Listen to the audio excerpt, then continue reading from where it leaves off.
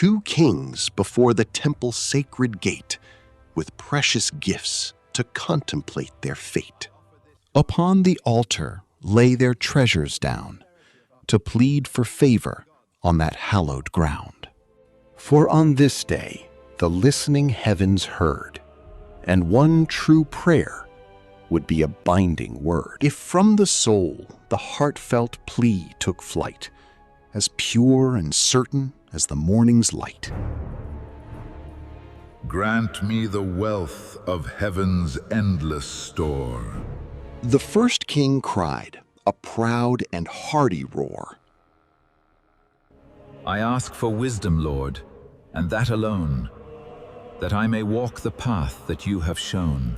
I seek this gift to bring me close to thee. The second king then prayed in humility.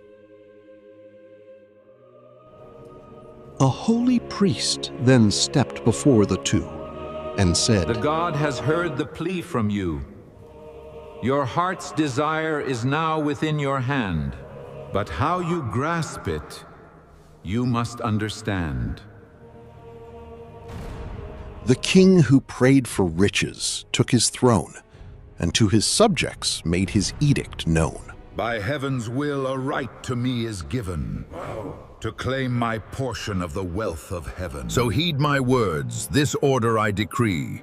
Your sweat and toil belong by right to me. A tax on healing, on the doctor's bill.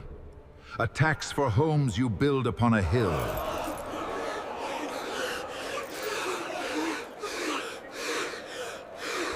Whoever dares to speak against my laws will feel my taxman's unforgiving claws. My word is iron, let my will be done, beneath the gaze of the all-seeing sun. The royal coffers soon were filled to burst.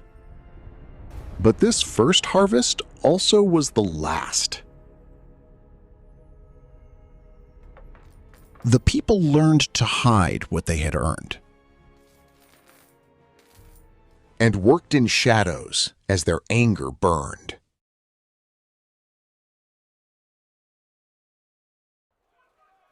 The kingdom withered, gripped by fear and blight, and so the king unleashed his wrongful might.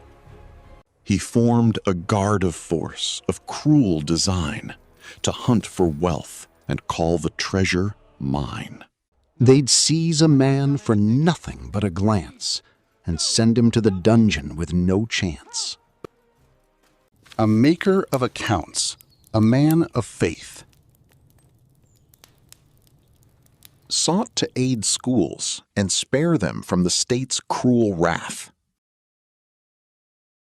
He shipped his goods to foreign lands and brought them back with charitable hands. To help the children, breaking no true law, but a greedy guard who found a legal flaw. Declared this act a treason to the crown. And in the name of justice, struck him down. For what is goodness? What is noble grace when there's a fleeting profit one can chase? And so the people, crushed beneath the boot, proved that their greedy king was but a brute. The king, who wished for wisdom as his guide, stood with his people, walking side by side. My friends, a truth this morning in my spirit stirred. A state finds wealth not in the gold it holds, but in the spirit that its folk unfolds. A kingdom thrives when all its people do. So let us build a world both just and true. If you should find a law is built on sand, then speak your truth and help me understand. For I will listen to my people's plea. He called the weaver, farmer, and the smith to build a council, not a whispered myth.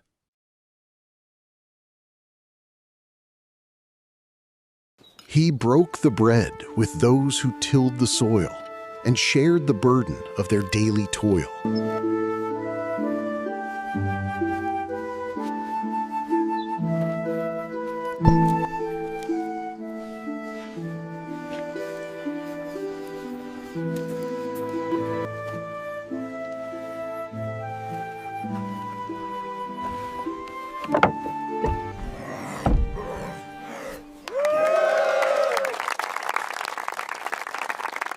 The years went on a slow but steady dream, fulfilling each king's deeply cherished dream.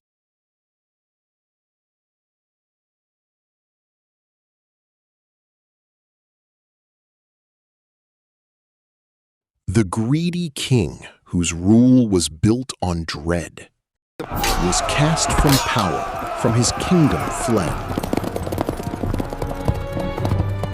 For what is wealth when all you have is hate?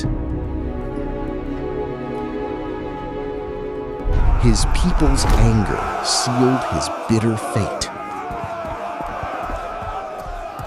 The wise king's throne grew stronger through the years, beloved by subjects who had banished fears. When foes attacked, his people stood as one, their courage shining brighter than the sun.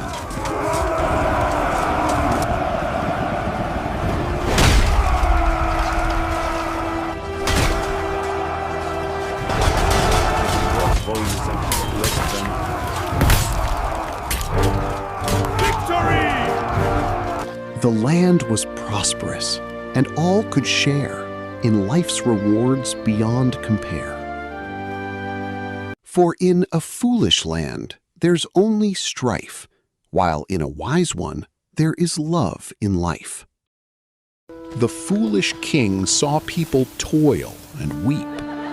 The wise ones saw them laugh and their joy reap. And seeing this, my own eyes understand, and so I pray for this, my native land. I pray for wisdom, for my kin and me, for all my brothers, that we may be free. May our great nation finally find its peace, and may true wisdom grant us all release.